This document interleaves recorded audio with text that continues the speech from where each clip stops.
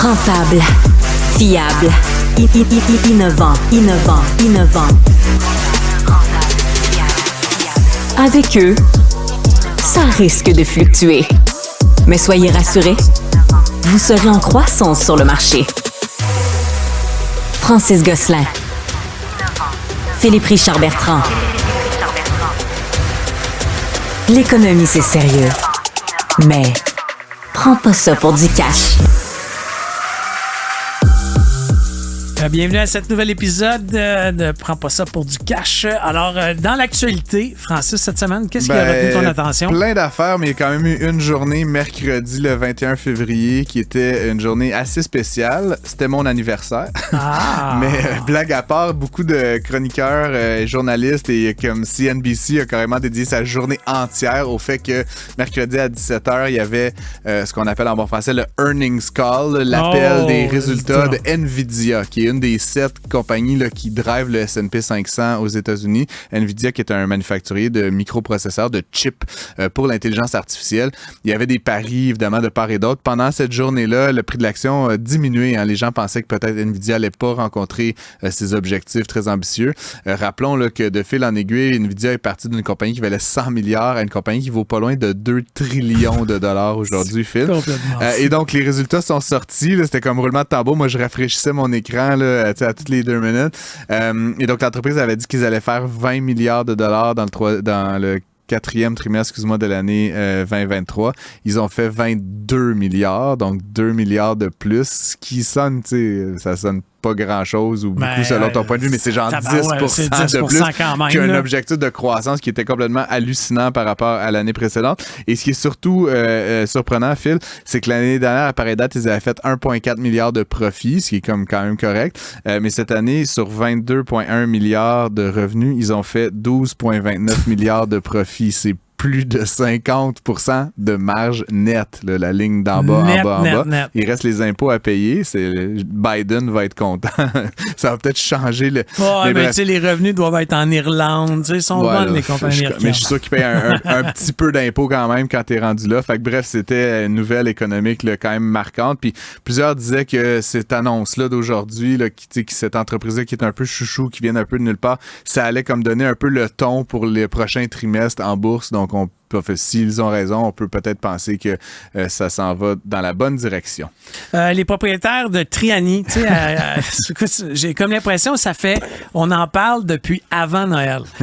Donc, les propriétaires de Trianni, maintenant... C'est comme les Vincent Lacroix de la bière. Ils sont rendus qu'ils devraient 25 millions uniquement à Revenu Québec.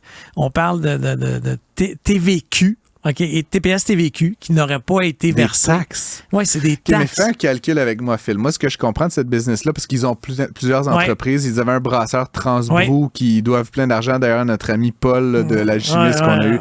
Bon, ils doivent des centaines de milliers à gauche, à droite. Mais mettons, 20 millions par année, ils font. Là. Calcule vite avec moi. 20 millions, même si tu n'as pas de dépenses. Puis il y en a des dépenses, mais 20 millions plus taxes, c'est 15%. Là, c'est 3 millions par année. OK? Fait que ce qu'on apprend, le 25 millions, c'est comme si ça faisait 10 ans qu'ils ne remettaient pas leur TPS TVQ. En fait, je comprends pas. Là. À la lecture du très bon article de Julien McEvoy, ma compréhension, c'est que puis c'est vraiment ma compréhension, là, j'ai pas de données, mais en lisant un peu ce que Julien écrit, c'est que Revenu Québec a voulu les faire réagir. Alors, ils ont fait une cotisation arbitraire. Mais ça, ils font ça uniquement quand tu n'as pas fait tes déclarations. Mais c'est peut-être 3 fois plus ou 5 fois plus. On sait pas, ça. Okay. Mais ils les ont fait réagir. OK?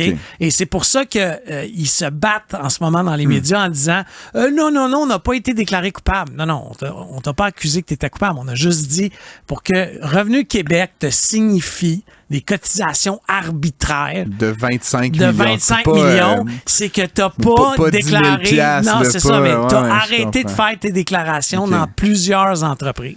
C'est complètement fou. Puis moi, un truc que je comprends pas, fait que là, mon premier étonnement, c'est comment ça s'est rendu là. Là, tu dis que c'est arbitraire, c'est peut-être pas ça le montant fine, mais je veux dire, ces gens-là, depuis des années, ils se font poursuivre, ils mettent une compagnie en faillite, ils payent pas leurs fournisseurs.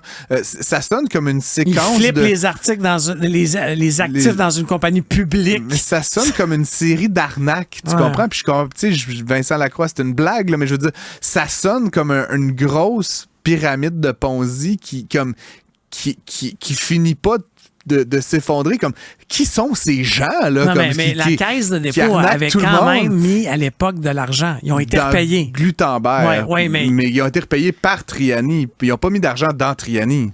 Je sais pas. J'espère que Julien et nos collègues vont aller au fond et malheureusement, on se fie à nos journalistes d'enquête au journal et à TVA pour approfondir. Mais encore une fois, là, j'ose espérer, premièrement, que ces gens-là vont avoir un wake-up call. Un wake-up call, puis éventuellement, surtout que leurs fournisseurs et leurs parenthèses, là, guillemets, partenaires vont pouvoir avoir une partie de ce qui leur est dû. C'est plusieurs entreprises autour de ces deux entrepreneurs-là qui sont mis en difficulté. Puis je pense pas qu'on peut accuser les microbrasseries de mal faire leur travail. Ça, ils ont 50 poursuites. Il y a comme une malhonnêteté là, qui affecte plusieurs dizaines d'entreprises québécoises. Puis on connaît plusieurs personnes, nous, qui sont affectées par ça, à qui ces gens-là doivent de l'argent. Effectivement. Philippe, on pourrait-tu... Il faudrait mettre une petite musique là, de, tu sais, genre la sérénade funéraire, là, militaire, là, mais bon, c'est la fin de la poubelle bleue. Je sais pas si tu as vu ça. Écoute, mais en fait, je l'ai commenté, moi, à LCN cette semaine. Mais bon, le panier bleu, après avoir... puis on va arrêter de dire investi. Là. Le gouvernement du Québec a dépensé 16 millions pour une idée. C'était 16 millions du gouvernement ou c'était 16 millions avec Lightspeed, Desjardins, en fait, c'est 5 millions gratis de subventions. Okay. Puis après ça, c'est un package. C'est entre de 4,5 millions pour... Sauf que, tu sais, quand ta prémisse de départ, là, c'est « je vais concurrencer Amazon », OK?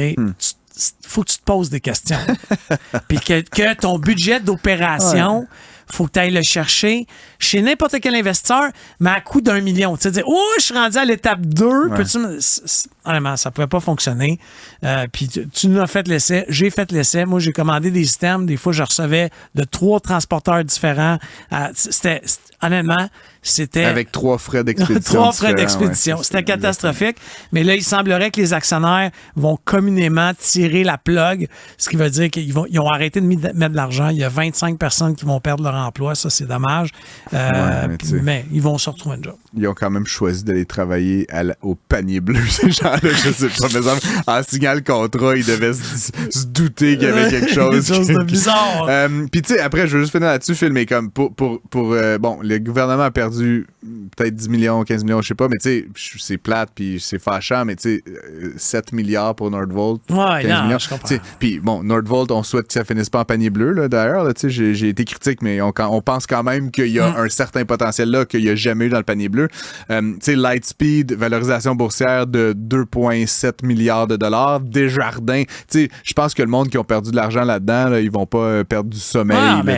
J'écoutais une entrevue avec M. Fitzgibbon aujourd'hui, tu sais, il a de l'air de s'en crisser du panier bleu, là, c'est genre, juste arrêter de me parler ça, genre, il n'y a plus de place dans sa tête pour des 4 millions, là, tu sais, il y a une coupe de zéro de plus dans ses considérations. L'inflation qui est dangereusement proche de la cible, on rappelle les paris. Oui, ben t'avais pris un pari sur les baisses de taux directeur. Avec toi, moi. Moi, j'avais tort. Là. C'était septembre, octobre? Ben, t'avais pas tort. Là. We still don't know. Là. Je voulais juste rappeler qu'on avait pris les paris. Ouais. Il y a une date en septembre, il y a une date en juin aussi. Non, là. moi, c'était septembre. C'était définitivement moi, j'avais septembre. dit juin. Fait qu'on reste, on rappelle ces paris-là. Faudra ramener l'émission là, où on a pris ces paris-là en début d'année. Il y a aussi Emna Braham de l'Institut du Québec qui a pris un pari. Il faudra retrouver la date. Mais bref, l'inflation a passé c'était 3,4% de décembre en décembre. La plupart des économistes des grandes banques disaient que ça va baisser à 3,2. Donc, une légère baisse. On continue de converger vers le 2. Et ça a baissé comme assez significativement en bas de la barre des 3% à 2,9% pour l'ensemble du Canada. Donc, c'est une très bonne nouvelle. Après, comme je l'explique souvent, pour moi, l'inflation, elle va continuer à faire cette espèce de yo-yo. Donc, faut pas s'attendre nécessairement à ce que ça rebaisse de février de février à février. Éventuellement, on va avoir ces données-là en mars, mais ça risque peut-être d'augmenter un petit peu, puis là, ça de rebaisser encore plus. Donc, tu sais, ça va être vraiment un genre de dentier vers le 2%. Puis à mesure qu'on se rapproche, à un moment donné, ça sera jamais 2%, tu sais, 20 mois de suite, là, ça va être 2,3, puis 1,8. Puis tu sais, c'est jamais précis comme ça, l'inflation. On peut pas arriver à 2 puis rester ça à 2.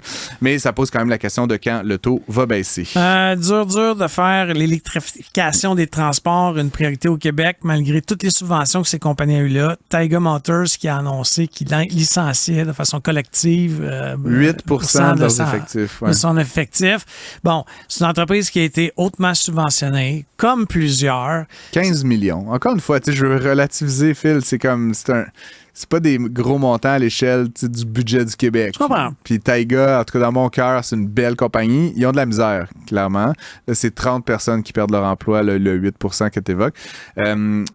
Par contre, François Lambert, on n'aime pas, mais il faisait quand même remarquer, là, des fois, il est un peu vif. Là, ouais, non, mais il a pas tort, il a pas raison, mais il montrait une photo du siège social de Taiga, qui ressemble comme au siège social de genre Microsoft. Là. C'est comme, je niaise, mais c'est comme pas mal beau. Puis il est comme, si j'étais une compagnie qui struggle, qui est obligée de commander de l'argent à l'État, ils ont fait une dilution de l'actionnariat en bourse qui a été très impopulaire à un moment donné parce qu'ils devaient lever de l'argent, sinon ils allaient fermer.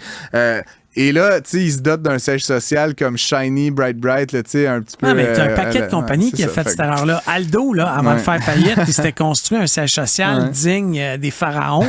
AgroPur a fait la même affaire. Ils essayent de vendre leur siège social.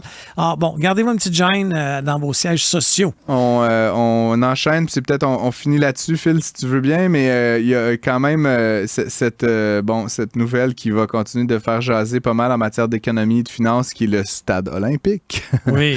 Je n'ai parlé avec Mario Dumont, là, qui est assez...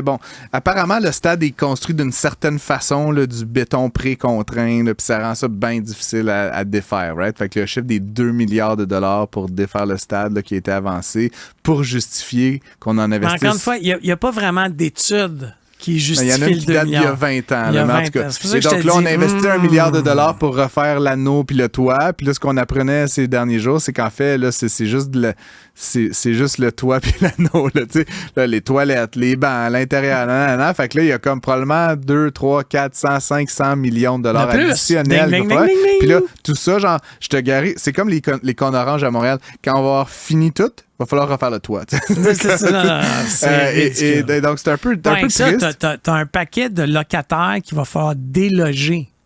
Dans la tour, des jardins, je pense, notamment. C'est sûr qu'il va falloir les déloger. Là, parce que ben oui, écoute, sais-tu comment que ça va faire un vacarme? Ouais.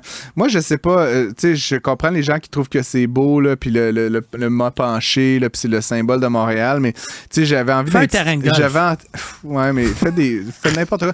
J'avais envie d'intituler ce segment-là This is why we can't have nice things. Comme les pays, dans le fond, qui utilisent leur rare dollar à des fins productives, Philippe, c'est des compagnies, des pays qui réussissent à créer de la valeur collective, à s'enrichir. C'est sûr que quand t'es une nation, un pays, puis tes milliards de dollars, tu les mets dans des conneries de même, genre, puis tu sais que ça apporte rien, là. Ils vont faire quoi, là, des shows de gros camions, là, qui flippent par-dessus des... Tu sais, comme, qu'est-ce qu'il va y avoir au stade olympique, là? Non, mais on va avoir une équipe de baseball. Non, Phil, il va pas avoir d'équipe de baseball. Tu sais, c'est juste comme... Une équipe de football. C'était un mauvais usage, puis je trouve que, finalement, au Québec, tu sais, puis des fois, j'aurais envie de faire un immense ménage dans le budget du Québec pour, comme, ça apporte rien. Tu comprends?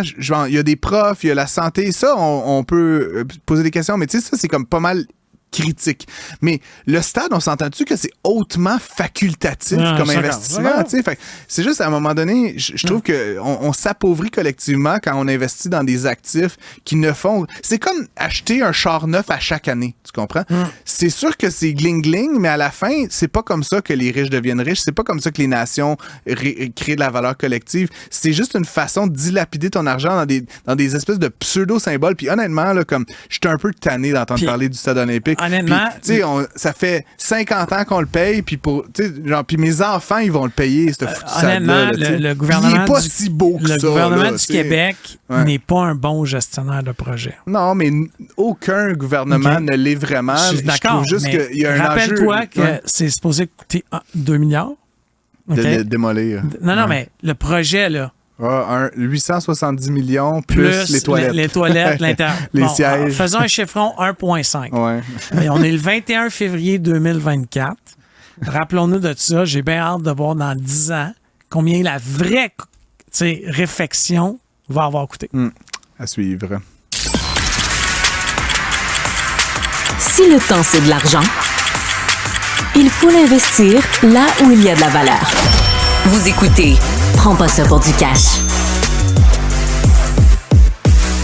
On reste quand même, Philippe, en début d'année, là. Première moitié, premier quart de l'année. Fait qu'il est encore opportun peut-être de faire des prédictions, de regarder l'avenir. Anyway, même en milieu d'année, il est toujours temps de regarder l'avenir, n'est-ce pas? Mais ça tombe bien parce que notre prochaine invitée, Catherine Gauthier, consultante et associée chez Interface, mais aussi fondatrice de CXPA Québec et coprésidente du conseil de CXPA Canada, va tout nous expliquer ce que c'est ça, vient de publier un carnet de tendances, en fait, tendance en CX, là, puis pour les gens, je dévoile une première partie de ce qu'elle va nous expliquer dans un instant. CX, c'est Customer Experience, hein, l'expérience client. Donc, un carnet de tendances en expérience client, et donc on l'a sollicité, Catherine, qui est ici avec nous en studio, pour qu'elle nous explique justement, c'est quoi CX, CXPA et tout ça, mais surtout, quelles sont ces 5 tendances qui sont dans le carnet de tendances. Bonjour, Catherine. Merci beaucoup pour l'invitation. En fait, si je peux répondre, CX, c'est tout simplement expérience client. Puis le CXPA, c'est une association professionnelle d'experts en expérience client. Un organisme qui est américain, mais qui est pas mal à travers le monde. On est pas mal, plus de 2000 à travers le monde à être CXP, donc une certification. Puis chaque année, je m'amuse, mais c'est beaucoup de travail à regarder un peu qu'est-ce qui se passe dans le monde, les tendances. Donc, j'épluche les rapports de toutes sortes là, sur les tendances. Puis j'essaie de voir comment ça peut impacter le travail là, des experts en expérience client, puis en innovation là, indirectement. Donc, on a vécu depuis la pandémie, je pense, là, on peut dire une forme un changement. Des montagnes russes d'émotions. Des montagnes russes d'émotions en matière d'expérience client. Et donc, tu identifies, Catherine, 5 grandes tendances. Ouais. On a 15 minutes ensemble. Je te propose qu'on les couvre rapidement, les 5. Ça te va? La première, donc, je les nomme puis t'expliques ce que c'est, en fait. Oui, mais avant, je t'aurais peut-être dit, c'est quoi le thème de cette année? Parce qu'il y a un thème, hein, juste pour revenir, parce qu'à chaque annne, on trouve quelque chose. Quand il y a eu la pandémie, on sortait avec ce besoin de nouveau normal. Puis là, cette année, avec dans le fond, tout ce qui était les fake news, tout ce qui était l'unshitification, la désinformation, mais il y avait vraiment... L'unshitification, c'est le fait que tout devient de la marde, en fait. Exactement, tout ça. Donc, au terme de tous ces constats... Le besoin du vrai, donc un peu cette idée là-dessus. Donc, ça transcende un peu toutes les tendances. J'aime ça. Donc, le besoin du vrai, première tendance, la grande fatigue. Oui. La grande fatigue, je pense que, je sais pas, on entend beaucoup parler de santé mentale. Il y a un excellent livre qui est sorti récemment qui s'appelle À bout, là, j'arrête pas d'en parler, sur les grandes fatigues. Ce qu'on a vu, là, c'est qu'en septembre dernier, il y a eu un pic dans les recherches Google de I am tired, donc je suis fatigué. Ça a été le plus grand pic en septembre 2023. Puis on voit ça. Donc, on va dire 25% de la population actuellement a un problème de santé mentale, 46% pour la génération Z. Donc, on le voit, là, c'est vraiment partout, c'est là-dessus. C'est super important. Puis, quand on a regardé les tendances, il y avait l'intelligence artificielle. Puis moi, je ne voulais pas faire une tendance avec juste l'intelligence artificielle. Non. J'ai décidé de l'intégrer un peu partout. Puis dans la grande fatigue, ça a vraiment été ça. C'était l'intelligence artificielle, c'est un ami ou un ennemi de la grande fatigue. Parce qu'on sait à quel point l'intelligence artificielle peut venir nous aider. Hein? Ça peut nous offrir un service à la clientèle proactif. Ça peut nous aider à avoir des recommandations plus pertinentes. Mais en même temps, on a toujours un petit peu peur. On ne sait pas trop ce qu'on fait avec notre donnée. Puis il y a un besoin là, de la légiférer. Donc à bout de Véronique Grenier, une odyssée de la fatigue. J'aime beaucoup, j'ai regardé ça vite. Donc, excellent. Je ne l'ai pas lu, mais je te fais confiance. Deuxième tendance, le jamais normal. Oui, exactement. Je ris toujours parce qu'en 2020, là, en avril, on se disait, OK, quand la pandémie va être terminée, il va y avoir le new normal. Le retour à la normale. Enfin. Le new normal. Mais là, ce qu'on se rend compte, c'est que ça ne sera jamais normal. Là. Dans le fond, il y a des guerres, il y a plein de choses qui se passent dans le monde, puis on arrive vraiment dans un monde où il faut arriver à s'adapter en se disant, il n'y a plus de normalité. À chaque fois, il y a quelque chose qui va arriver, il y a des nouvelles tendances qui vont le faire. Pas avec ça. Le commun des mortels partait travailler à 9 h le matin, puis revenait à 5 h. Là, ça a été, tu restes chez vous. Après ça, ça a été, vous pouvez revenir. Après ça, ça a été, tu dois revenir une fois de temps en temps, selon un horaire différent. Moi, tu sais, je connais plein de gens, là, des salariés, qui ont plus la même normalité que leur conjoint. Tu sais, dans le sens que le lundi, il y en a un qui faut qu'il soit au bureau, mais pas l'autre. Ça complexifie les choses. Puis est-ce que ça rentre dans le jamais normal? Oui, c'est toute cette nouvelle redéfinition du travail, puis une nouvelle façon façon de faire. Puis on parlait du retour au bureau. Tu sais, je sais, Francis, tu fais beaucoup de planification stratégique. Fait que, tu sais, les organisations, ils disent, on fait une planification sur 3 ans, sur 5 ans. Puis là, on arrive dans un monde où on se dit, bien, on peut pas se permettre de penser dans 5 ans parce qu'on sait même pas ce qui va arriver l'année prochaine. Mais ce qu'il faut faire, c'est de continuer à regarder dans le futur, dans 5 ans, mais se dire, bien, qu'est-ce qu'on peut faire? Comment est-ce qu'on intègre dans notre organisation cette capacité-là d'agilité, de pivoter à tout moment, puis de pas se dire, le plan est là, il faut qu'on suive la carte. Bien, on est capable de pivoter. Donc, c'est le premier volet d'une jamais normale. Puis l'autre côté, si je peux Vas-y. Vas-y, non, il y a 2 volets. Il y a 2 volets. Ce que j'allais dire, l'autre côté, c'est dans ce jamais normal-là, c'est ce qu'on voit, c'est qu'on est dans une pénurie de main-d'œuvre, mais on n'est pas dans une guerre des talents, on est dans une guerre des compétences. Là. Ça va être vraiment très important dans les prochaines années parce qu'actuellement, dans les écoles, en éducation, on ne forme pas pour les métiers de 2030. L'AI va venir changer ça rapidement.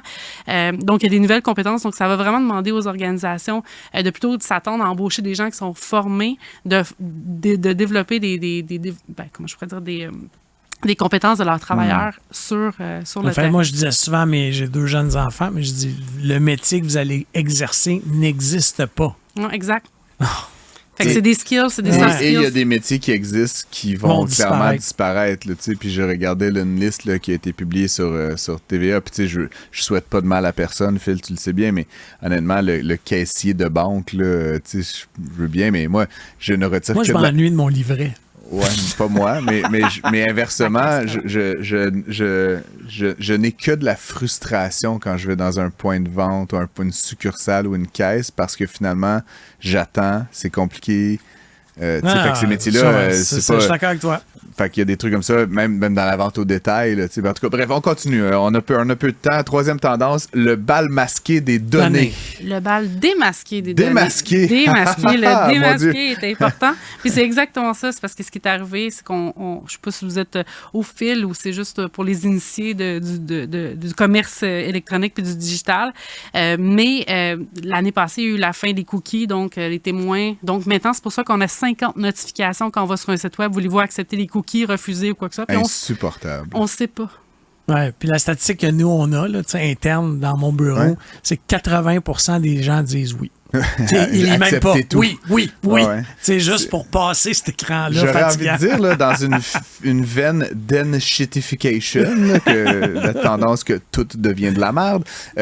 Je me rappelle, adolescent, sur Windows 3.11, là, qu'il y avait des pop-up sur mon ordinateur et c'était gossant des pop-up. C'était comme le paradis des pop-up. Tu allais sur un site. Puis d'ailleurs, il y a tout un balado, là, je pourrais le mettre dans les notes du show, là, mais sur le pop-up, il y a quelqu'un qui a inventé ça, le pop-up, comme une stratégie publicitaire. Et il y a eu comme une genre de je sais pas, d'âge d'or où il n'y avait plus de pop-up. Les premiers, en 2000 puis 2010, on dirait que c'est disparu, puis là, ça revient, cette tendance-là, mais maintenant, pour obtenir notre aval sur X, Y, Z données. Donc, on démasque les données. Ben oui, dans le fond, mais la chose, c'est que le fait que, dans le fond, il y ait ces pop-up-là, ben, le client, il se rend compte qu'on prend de la donnée, puis on essaie de lui expliquer. Puis l'enjeu, c'est qu'on veut offrir, les clients veulent des expériences plus personnalisées, mais c'est comme un cercle vertueux, là. Si tu me donnes ta donnée, je vais pouvoir te faire des expériences plus personnalisées. Mais si je te mets des pop-up, puis tu finis par soit accepter ou soit un final refusé parce que tu comprends pas ce qu'on va faire avec, ben ça fait que cette idée de balle démasquée, c'est un peu le fait qu'on peut plus se cacher puis utiliser ta donnée. Il y a l'envers de la médaille. J'ai des clients qui ont refusé tout, mais là, ils sont même plus capables de recevoir nos factures parce que notre système dit t'as pas le droit d'y écrire. Il s'est enlevé du dos de l'autorisation. C'est capoté. Tendance numéro 4, l'ambivalence de la décroissance. Là. C'est là où on découvre que Catherine Gauthier, elle vote pour Québec solidaire. Non, mais c'est vraiment dans les tendances. Puis, ça fait plusieurs années qu'on le voit. Là, c'est vraiment le besoin. On le sait. Là, faut décroître. Il faut diminuer notre consommation. Il faut penser à la planète. Il faut être plus responsable. Dans le fond... Il y a vraiment ce besoin-là là, qui est partout, puis de plus en plus, les consommateurs sont conscients, puis ils veulent y aller. Mais ce qui arrive, c'est que l'ambivalence de la décroissance, c'est de dire, oui, on veut décroître, mais pas sur le dos des consommateurs. Donc, il y a vraiment cette notion-là de dire, bien, si tu es en train de réduire la grosseur de mon sac de chips, ou tu es en train d'enlever certains services. La fameuse réduflation. Réduflation, oui. Et l'écrémaflation, je ne sais pas comment dire, le skimflation, qui est vraiment d'enlever des services, de réduire. Non, mais ça, c'est tellement désagréable. Honnêtement, je nommerais pas... Moi, j'aimais une barquette de pâté chinois, là, je nommerais pas le détaillant, là, mais ils ont littéralement enlevé 1 pouce. Ouais. Hey, c'est beaucoup, là. T'as-tu vu l'article de Mario Dumont dans le journal sur... parce qu'il y a un enjeu de fiscalité, là, peut-être pas sur le pâté chinois, mais au Québec, si t'achètes plus de 6 croissants, c'est comme tu achètes pour un groupe. Là. Je me rappelle plus c'est quoi la logique, mais donc c'est taxable. Plus, donc, je sais pas, là, 2$ le croissant, plus 15%. Si t'en achètes 5... c'est consommation domestique personnelle, ce n'est pas taxable parce que c'était comme un bien de première nécessité, etc. Et donc, dans une logique de réduflation, là, ils se drapent de vertu, mais il y a beaucoup de détaillants, épiciers et manufacturiers alimentaires qui ont fait passer les quantités en deçà du seuil. Mais l'affaire, c'est qu'ils n'ont pas changé le prix. Fait que tu sauves la taxe. Fait que tu sais, c'est comme, oh wow, quelle aubaine! Mais en fait, les taxes, ils étaient juste remis au gouvernement. En tout cas, fait que il y a un drôle de... Mais si je peux me permettre un bel exemple d'organisation qui essaie de en France, il y a un supermarché qui s'appelle Le Carrefour qui met des pancartes devant les produits qui ont réduit en format en disant on a vu qu'il y a eu cette fameuse shrinkflation et on travaille actuellement avec le fournisseur pour remettre leur fournisseur. Oui, parce que dans le fond, j'aime ça. Go Carrefour, on prend des notes chez Métro puis la blase. C'était-tu fini sur la décroissance? Ouais. Mais là, écoute, parenthèse décroissance, là, parce que moi, je suis pas un partisan de la décroissance. Décroissance, c'est décroissance des émissions de carbone, c'est acheter mieux, acheter moins, mais c'est pas décroissance, là, on veut pas habiter dans des huttes dans le fond du bois, là, puis non, c'est vraiment cette idée-là. Avec tes enfants. Je vais appeler ton chum, voir ce qu'il en pense. Non, mais c'est vraiment ce besoin-là de dire on peut plus consommer à outrance. Okay. Il faut avoir un volet mieux. Oui, il faut consommer mieux. Puis, souvent, quand on va voir des marques qui vont essayer de nous pousser plus d'acheter plus, de toujours être là-dessus, puis dans le fond, tout le volet de dire je veux avoir ma livraison le plus rapidement possible. Il y a toute cette notion-là où on doit... moi, j'ai un paquet d'amis qui ont, suite à la lecture d'un article dans le Journal de Montréal, tu vides ton frigo puis tu vides ton garde-manger. Il y a un article là-dessus il y a 2-3 semaines. C'est juste qu'à la place de continuer à consommer, tu regardes ce que tu as dans ton garde-manger, puis écoute, s'il te reste, je vais dire n'importe quoi, de la sauce tomate encore bonne, c'est ça qu'on mange cette semaine. Tu vides ton stock. Les fameux tout-ski. Oui, tout-ski, exactement. Ouais, moi, je suis plutôt style accumulation. Philippe Richard-Bertrand. Hier, tranche de vie, je suis allé chez Jean Coutu m'acheter une bricole, puis je scanne ma carte métro et moi, là, et la jeune femme qui voit que j'ai 97$ de points crédit. Elle m'a dit, je n'ai jamais vu autant de dollars. Je suis comme, c'est pour ma retraite, mademoiselle. Un jour, je vais vivre sur ma fidélité. Dernière tendance, Catherine Gauthier, construire l'avenir ensemble. C'est là où tu nous chantes la sérénade. Exact. Elle sort son violon. Exact. C'était vraiment le point de se dire que toutes ces choses-là, si on parle de l'écologie, on peut pas le faire seul. Puis dans cette tendance-là, ce qu'on dit, c'est qu'actuellement, il y a un grand changement de leadership mondial. Donc, 40 pays qui sont en élection, là, je pense d'une certaine façon. Quand on pense aux pays, on sait tout de suite les États-Unis, je pense que la Russie, l'Ukraine. Je peux te dire qui va gagner en Russie pour les 10 prochaines années. Ouais, c'est... Il bougera pas, lui. Oui, c'est ça. Donc, c'est vraiment cette idée-là qu'il y a beaucoup de choses qui vont se passer, puis on peut pas le faire seul. Les entreprises peuvent pas non plus répondre à certains enjeux. Ils doivent se mettre ensemble, puis de plus en plus, on voit des initiatives collaboratives. On parle de la résilience de la chaîne d'approvisionnement québécoise. Bien, c'est pas juste un joueur qui va pouvoir le faire, ça va être plusieurs parties qui vont se mettre ensemble. Il y a une citation, puis on va finir là-dessus, Catherine, mais qui est tirée du rapport de tendance. En anglais, là, on traduira, mais « As machines get better at being machines, humans have to get better at being more human. » Je trouve ça, il y a un petit côté poétique. À mesure que les machines deviennent de meilleures machines, les humains doivent devenir plus humains. C'était très intéressant. Cette étude-là, elle est disponible? Oui, en effet. Dans le fond, c'était une présentation qu'on a faite, puis après ça, Interface & Co, on a fait un article où on s'est permis de présenter les tendances, puis après ça, de dire, si vous travaillez en expérience client ou en innovation, voici ce que ça veut dire. Les gens peuvent aller sur le site de interfacetransformation.com. Oui, exactement. Puis le truc s'appelle 2024 décodé de tendance à piste d'action pour les experts CX et innovation. Catherine Gauthier, Emmanuel Cameron, que je connais bien, et Irina Choukroun sont les auteurs. Merci beaucoup, Catherine, d'avoir été avec nous en studio. Merci de la participation. À bientôt.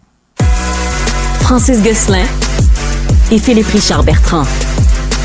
Un son monétaire en stéréo.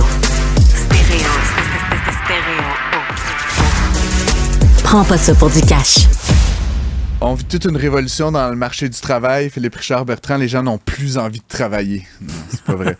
Mais s'il y a bien un endroit où je m'attendais pas à ce qu'on voit nécessairement beaucoup d'évolution, puis c'est pas parce que je n'aime pas ces gens-là. J'ai des tonnes d'amis qui sont avocats, qui travaillent dans le milieu juridique. Mais c'est effectivement un milieu dans lequel c'est de bon ton, puis c'est vraiment quasiment culturel de travailler comme des maudits malades. C'est carré, tu sais. C'est pas juste carré, c'est comme, tu sais, le commitment est comme profond. Et donc, j'ai été intrigué quand même quand j'ai entendu parler de Philippe-Olivier Daniel, qui est associé chez 71 Légal. C'est comme ça qu'on dit, Pierre-Olivier? Yep. Philippe-Olivier, c'est malin. Ça va bien se passer.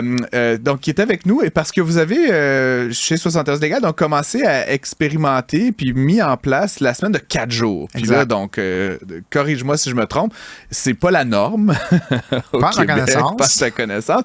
Et donc, vous avez adopté ça, puis toutes sortes d'éléments là, autour de ça, mais de manière un peu itérative, on va dire, essai-erreur et tout. Explique-nous peut-être déjà pour commencer, qu'est-ce que vous faites? Là, si vous êtes des avocats, est-ce que vous êtes toutes les sortes d'avocats, des bons avocats, des moyens avocats. Excellents avocats.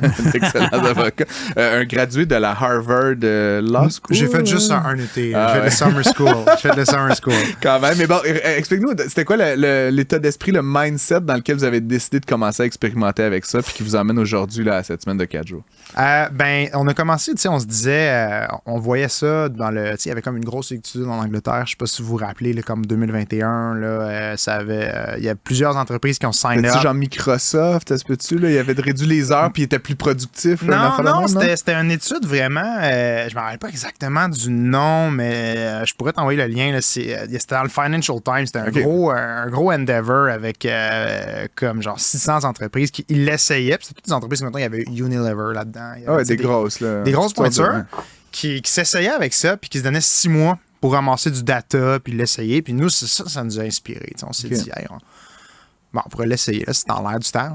600 autres personnes qui le font en Angleterre, là, on pourrait checker si ça peut marcher. Et ça, c'était pendant la pandémie? C'est arrivé, c'est ça. C'est comme en 2021, cette étude-là. Fait que c'est ça vraiment qui a comme sparké, genre, l'idée de... Vous aviez déjà un cabinet.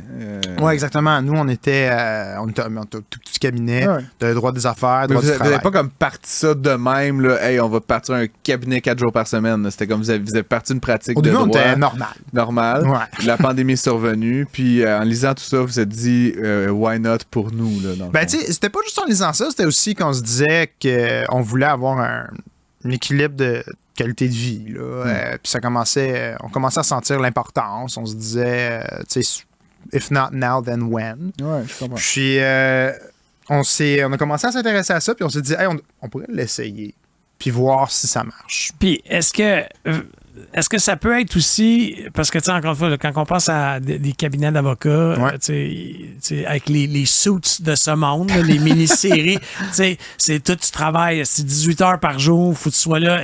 Est-ce que c'est pas rendu même une bonne idée pour attirer des avocats, tu sais, pour faire une genre de conciliation travail-famille? Moi, ça m'attirerait, là. Puis je pense que c'est une bonne idée. En effet, c'est pas tout le monde qui va mordre à ça. C'est la princesse qui t'attire dans Suits ou c'est Meghan Markle? Non, mais blague à part, ça t'attirait donc. Moi, oui. C'est le genre d'arrangement que si j'avais vu ça quelque part dans une autre vie quand je me serais cherché un job, j'aurais trouvé ça vraiment quand même attrayant, intéressant. J'aurais été curieux d'aller le voir. Puis... nous, on s'était dit, en effet, avec la pénurie de main-d'œuvre, potentiellement que c'est pas une mauvaise idée de l'essayer et voir si ça marche pour te donner peut-être un avantage concurrentiel. Puis la réponse des clients, tu sais, là, on parle des employés potentiels et des employés actuels, mais tu sais, le client qui se fait dire, tu sais, je sais pas comment ça marche. Là, désolé, mais, on est fermé vendredi, ou je sais pas comment vous organisez. Mais nous, dans le fond, comment on a essayé de faire ça, c'est qu'on l'a pas dit. On s'est dit... Au client, tu veux dire aussi. Si jamais c'est un problème, on va se réarranger, on va faire d'autres choses.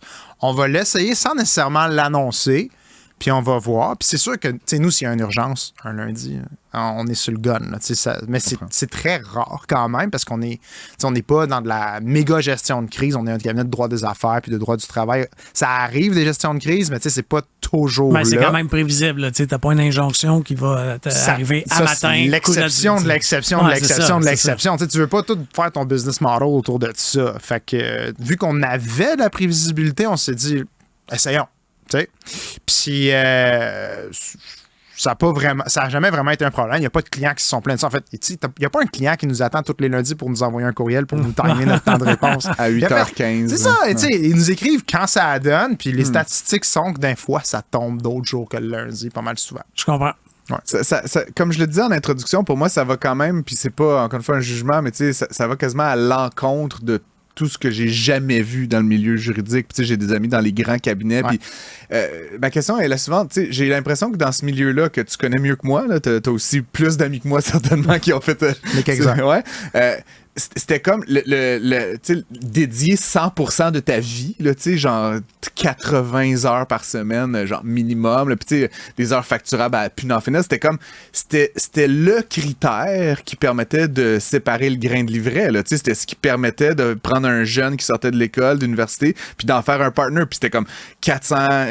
c'était fou, là, comme 4 ans, 5 ans, 6 ans, 7 ans, 8 ans. Puis là, à un moment donné, quand t'avais scrappé ta vingtaine, là, t'arrivais partner, là, puis là, tu pouvais, peut-être pas relaxer, là, mais tu sais, travailler. C'était après, une fois t'es partner, là, j'arrive à ma question, tu sais, comment, tu sais, quand tu te compares avec tes collègues, je sais pas, c'est une affaire de statut social, une affaire de, tu sais, vous travaillez 32 heures par semaine, je sais pas, moi qui est entrepreneur, Phil qui est entrepreneur, on travaille pas 32 heures par semaine par choix, là, puis je respecte ça, mais tu sais, comme le dit l'adage, qu'est-ce que tu fais après mercredi, là, tu comprends?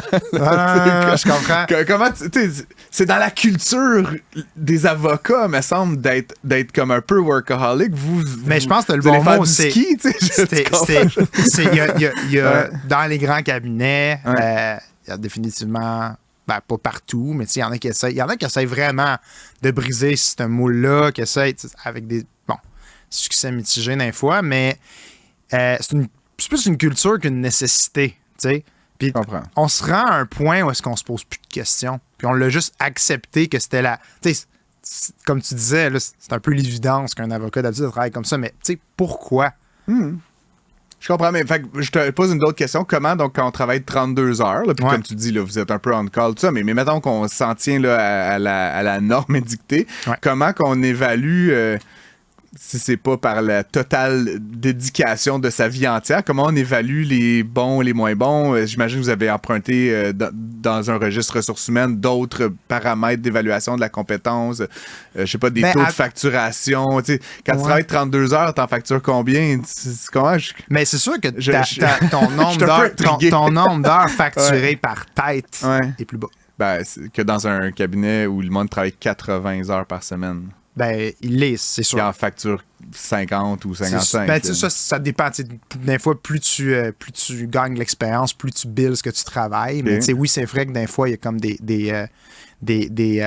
heures qui sont enlevées. Là. Ça peut arriver. Mais c'est certain, il n'y a pas de magie. Il faut que tu prennes la décision que le nombre d'heures facturables par personne va être plus bas. Ça veut pas dire que, dans le fond, la business n'est pas pérenne à cause de ça. C'est juste que tu as besoin de plus de monde pour le même chiffre d'affaires. Okay. Vous avez quand même, dans le milieu du droit, quelque chose que j'envie énormément. C'est un taux horaire quand même élevé. Je veux pas rentrer dans les détails de votre taux horaire, mais est-ce que vous jouez aussi avec ce paramètre-là? Moi, je suis pas... Mon avocat lambda dans ma tête, c'est comme 500 $ de l'heure. Puis je trouve ça comme moi qui charge une fraction de ça, puis le monde il me dit ce que je suis cher, je suis comme check mon avocat, il a fait les mêmes études. Mais est-ce que vous jouez sur ce paramètre-là aussi de le taux, puis encore une fois, y a-t-il un élément financier là-dedans? Je pense pas que c'est ça qui fait vraiment la différence, je te dirais. Pour arriver à faire le 4 jours semaine. Mais tu sais, comme plus petit cabinet, c'est sûr qu'on n'a pas, mettons, les taux des Seven Sisters de Toronto. À New York, apparemment, il y a des avocats à 1000 $ de l'heure. Ça, ce serait une bonne façon de travailler. Là. Tu fais 32 heures à 1000 $ de l'heure. Mais tu sais, c'est pas pire, hein? Tu t'achètes une Ferrari à la fin du mois. Je suis comme amaze parce que quand tu regardes, tu sais, nous, on vend toutes des heures à l'entour de la table. Là. C'est notre job de vendre des heures. Puis moi, quand je prends un employé, je prends 40 heures. Après ça, je donne un taux d'efficacité entre 70 et 80 puis des vacances, puis des avantages sociaux. Il faut qu'il facture 28 heures par semaine. Si moi, mon threshold, là, je regarde dans mes tricks là, comptables, c'est 28 heures. Si t'en travailles 32, ça laisse pas beaucoup de marge. C'est ça, je te dis. Alors, il faut que tu augmentes le taux horaire. T'sais, dans mon cas, si je fais ça, il faut que j'augmente le taux horaire. Ben, tu sais, les taux horaires sont pas très bas. C'est des taux horaires d'avocat quand même. Là. Fait que c'est sûr que ça aide. L'autre côté aussi pour la rentabilité, c'est les dépenses. Fait que, tu sais, on est vraiment en tête là-dessus. Là. On dépense pas dans des dépenses frivoles le moins possible. Puis l'idée, c'est de pouvoir justement garder le plus de la valeur qu'on est capable de générer pour nos clients, puis à la fin, quelque chose de raisonnable pour nous. Non, je sais, mais tu peux pas quand même dire à l'avocat, tu sais, n'importe lequel, hey, tu gagnais 100 000 là, tu sais, je fais des chiffres. On passe à 32 heures semaine, ce qui veut dire que tu vas en gagner 80. Non, c'est ça. Nous, il faut qu'on offre le même salaire que ceux qui sont à 5 jours semaine. C'est ça qu'on fait. Donc, on offre le même, mais ils travaillent moins. Fait que, c'est comme un gros bonus. C'est comme magique, là. Man, sérieusement. C'est mythique. Ça marche, là. Dans le fond, c'est vraiment ça. La métrique clé, c'est de ne pas demander trop d'heures par tête. Parce que sinon, si tu veux y aller all out par tête, c'est sûr, mettons que tu y vas juste dans une optique de maximisation de ton profit, c'est la chose la plus payante à faire. Mais nous, on a mis un paramètre qu'on s'est dit, on fait pas ça. Je comprends. Puis là, donc vous faites ça, c'est tant mieux pour vous, mais y a-tu qu'un côté un peu prosélyte, genre à la conquête du milieu du droit québécois? T'sais, est-ce que vous avez une envie de partager cette pratique-là que vous avez développée? Je blague, mais en fait, y a-tu un côté convaincre les autres? Comment tu vois l'avenir, là, mettons? Non. Ouais, ou je sais pas, là, socialiser cette expérimentation-là que vous faites à l'échelle de votre cabinet. Je te dirais, on est comme...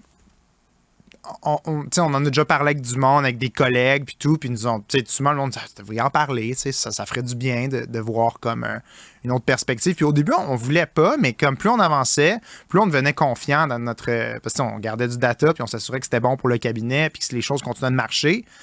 Puis là, à un moment donné, quand on s'est rendu assez confiant, on voulait pas vendre du rêve, fait qu'on s'est dit, soyons vraiment sûrs, si jamais on en parle, qu'on est capable de faire fonctionner ça. Fait que c'est pour ça qu'on s'est dit, on pourrait contribuer, dans le fond, à notre communauté en témoignant de notre expérience.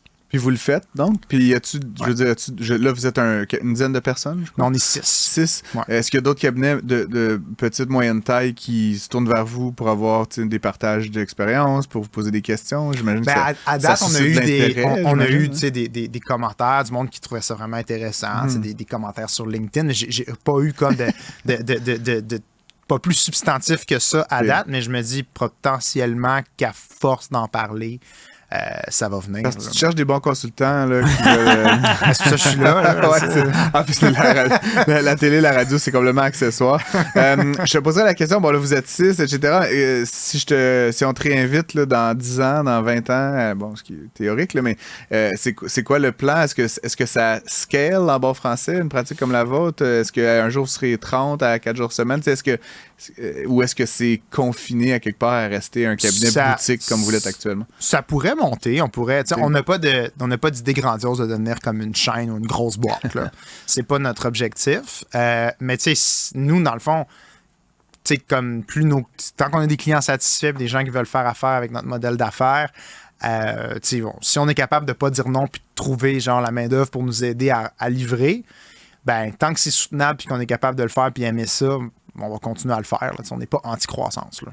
OK. Puis donc là, je reviens à une question que je t'ai posée plus tôt, mais qu'est-ce que tu fais quand tu as fait tes 32 heures? Là, comme tu vas faire du ski? Ou je fais beaucoup de ski de fond. T'as-tu un autre cabinet où tu fais aussi 32 heures, puis comme ça à la fin? Je n'ai 4. Il y a un chiffre de nuit. Il ne parle pas du chiffre de nuit. Là. C'est 72 légal. C'est 72, 13, ça va à 83. Non, mais fait que tu as du sport, je sais pas, comme pour de vrai, je suis très favorable à la conciliation travail-famille et tout, mais c'est comme, what do you do? Pendant que les autres, ils travaillent à minuit le soir, toi, tu regardes la télé, genre? Je fais beaucoup de moto. Tu fais de la moto, OK. Je fais pas mal j'ai une grosse moto, puis j'aime ça aller me promener. C'est vraiment que c'est loisir, le temps que tu gagnes, là, avec ça. Écoute, je fais de la moto, du ski, je me promène, je vais voir la famille, je vais voir les employés. C'est vraiment différent de ce qu'on a déjà entendu, parce que les gens, ils disaient, moi, je vais tomber à 32 heures, mais ils disent, parce que je suis en train de partir à un autre business. Non, mais il y a besoin de 8 heures ailleurs. C'est bien correct. C'est juste ma business que j'ai là en ce moment, je cherche pas une deuxième. Là. Je suis content avec. Là. C'est pas mal du loisir pour vrai. Je suis ravi, en tout cas, qu'on t'ait invité à l'émission. C'était vraiment intéressant. Puis c'est une expérience comment dire, pour moi, presque choquante, en fait. Puis je dis ça parce que je connais tellement bien le milieu du droit que c'est comme, vous êtes un peu en dehors comment dire, du sillon, là, on va dire. Puis c'est assez rafraîchissant. Fait que Philippe-Olivier Daniel de 71 Légal. Exact. Fin de la conversation, 71 Légal. 71 Légal, en fait, 71, c'était l'adresse d'un de nos associés quand il était étudiant au barreau. C'est son adresse civique. Quand il est parti de son cabinet, il s'est dit, well, prends ça. C'est bon. C'est une histoire qui n'en est pas une, finalement. Non, pour un .com, c'était vraiment c'était des personnes qui se battaient pour 71 Légal. Magnifique. Merci beaucoup d'avoir été avec nous ce soir. Puis ça fait plaisir. On se reparle bientôt. Parfait. Pour obtenir une réponse à vos questions, écrivez à Francis et Philippe à l'adresse studio@cube.radio. On est rendu à l'étape de notre fun fact économique. Cette semaine, on parle de « Saviez-vous qu'au Québec, le prix de la bière est réglementé par un système de prix minimum? » Moi, je savais pas ça. Un système de prix minimum, écoute, je fais appel à ma mémoire. Je pense que c'est depuis 1994 qu'on a mis ça en place, Philippe. C'est particulier. Tu te rappelleras la course à la chefferie conservatrice. Là, je fais un petit détour, là, mais Maxime Bernier avait proposé d'enlever la gestion de l'offre dans le domaine laitier. Tu te rappelles-tu de ça? Ça avait fait une grosse tollée. Il avait perdu essentiellement le truc. Pourquoi? Parce que la gestion de l'offre dans le domaine laitier au Canada, il ne faut pas niaiser avec ça. On est des producteurs de lait. Et je te dirais que l'économiste en moi, autant je suis pas très favorable à l'intervention de l'État dans des marchés concurrentiels comme de consommation courante, là, comme le lait. En même temps, tu peux dire, on a quand même un régime agricole au Canada, au Québec, qu'on veut protéger, on veut une forme d'indépendance ou de souveraineté alimentaire. Il y a des arguments qui sont pas complètement cons pour maintenir ça, puis maintenir des fermes laitières, puis des agriculteurs qui gagnent minimalement bien leur vie en disant, le lait, il va être plus que ce prix-là. Par contre, dans la bière, okay, je suis un peu sceptique. Tu comprends, Phil? Parce que éventuellement, faire de la bière, ça coûte pas grand-chose. C'est des scènes. C'est des scènes. Fait que je sais pas, ça serait quoi le prix pleinement concurrentiel? 17$ au Centre Bell, la marge de profit sur la bière. Ça. Et au Québec et au Canada, la bière, c'est un oligopole, comme bien d'autres secteurs, les épiciers, les télécommunications. C'est quelques petits joueurs qui contrôlent plus de 75% du marché. Quel grand joueur, là, un petit nombre de joueurs. Et donc, évidemment, d'avoir un prix plancher, c'est totalement à leur avantage. Et là, on pourrait penser que le gouvernement a fait ça pour, je sais pas, là, renflouer les coffres de Jeff Molson, qui contrôle d'ailleurs le Centre Bell, le Canadien, Oshéaga, pas mal tous les festivals de musique, partenariat, qui contrôle genre notre vie culturelle et affective. Là. Fait que à 17$ la bière. 17$ la bière. Mais non, en fait, la raison pour laquelle on fait ça, Philippe Richard Bertrand, puis c'est là où je m'insurge, entre guillemets, comme économiste. Là, j'ai pas d'avis sur le fond de l'affaire, mais en fait, on prétexte que c'est pour des raisons de santé publique. Et là, je m'explique. La croyance derrière ça, puis il y a d'éminents chercheurs là, en santé publique qui croient que, ou en tout cas qui ont prouvé, mais c'est improuvable puisqu'on n'a pas fait l'expérience, que si la bière coûtait rien, là, ou 50 sous la bière, là, ce qui est probablement son juste prix, on ne ferait que consommer ça. Tu comprends? C'est-à-dire que... On remplacerait l'eau par la bière. Oui, parce que forcément, ça serait tellement peu cher que nous serions tous des alcooliques. Toi, tu ne bois pas. Non, je ne bois pas. Bon, déjà. Et donc, moi, très peu, puis peu d'affection pour la bière. Puis je t'avouerais qu'honnêtement, la bière, qu'elle soit 50 sous, 4 piastres ou 48 piastres l'unité, j'aime mieux boire du vin. Tu comprends? Comme, c'est pas une affaire de prix, c'est une affaire de préférence. Mais il y a cette croyance bizarroïde qui est apparemment alimentée par de la science, qui est intriguant pour moi, que si c'était moins cher, et là, si c'était moins cher de 10 cents, là, tu comprends? C'est pas, on n'a pas fait l'expérience à l'extrême. Si c'était moins cher de 20 cents, la consommation, elle exploserait. Et donc, pour nous protéger de nous-mêmes, papa, l'État, fixe un prix plancher pour le prix de la bière. Et donc, je suis quand même un peu flabbergasté, Philippe, parce qu'il me semble, puis encore une fois, je ne suis pas un expert en santé publique. Ça doit protéger la SAC aussi, en tabarouette. Laisse-moi finir mon point. Il me semble qu'il y a d'autres façons de protéger ou d'informer ou de préconiser de ne pas boire 175 bières par jour chacun que le signal du prix. Il y a des organismes qu'on connaît bien, dont Éducalcool. Et ce faisant, la conséquence, c'est qu'on a créé un oligopole de la bière qui est hautement profitable. justifié par une intervention d'État. Et donc, pour moi, comme je te dis, tout ça est un peu... C'est ubuesque là, comme situation. Et donc là, ce qu'on apprend, c'est qu'en fait, le 1er avril, ça va encore augmenter de comme 32 cents et quart. Là, comme, parce que, oh my God, sinon, genre, nous deviendrons tous des alcooliques. Et donc, encore une fois, dernier point, là, tu l'as évoqué, je sais comment t'aimes nos amis du monopole de la Société des alcools, mais c'est sûr que, Philippe, il y a cet autre argument-là. Puis on en parle à l'émission parce que pour moi, le fondement de tout ça, est, avant d'être de santé publique ou quoi que ce soit, est économique. Évidemment, tu comprends que si la bière était 50 cents, pour une certaine tranche de la population, le vin à 10, 12, 16, 23 $, il serait plus intéressant. Et donc, ce faisant, je pense, là, puis tu sais, je veux pas accuser personne de grand complot, là, mais on protège les profits de la SAQ en faisant en sorte que la bière, elle est... ça reste moins cher, là, mais elle est... Comment dire, le vin est un peu compétitif. Donc, ce faisant, on joue au fou là, avec la tarification de l'alcool au Québec. Puis je trouve ça complètement absurde, honnêtement. Ça va être intéressant de voir dans les prochaines années parce que toutes ces compagnies de bière-là ont lancé du sans-alcool. Ouais. Il y a une montée fulgurante. Il n'y a pas de prix plancher. Forcément, il n'y a pas d'alcool. C'est 30% d'augmentation à travers le monde. Alors, je me demande... C'est comme de l'eau avec du sucre puis du pétillant. Quand t'es rendu que Budweiser lance une bière sans alcool, Corona, parce que ça doit y a être bon, ça, une bonne petite Bud sans alcool, pétillante. En canette. Tablette, idéalement.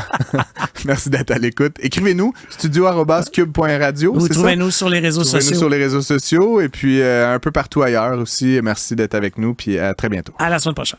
Prends pas ça pour du cash. Disponible aussi en balado sur l'application et le site cube.ca. Radio, télé, balado, vidéo. Cube, un média pas comme les autres.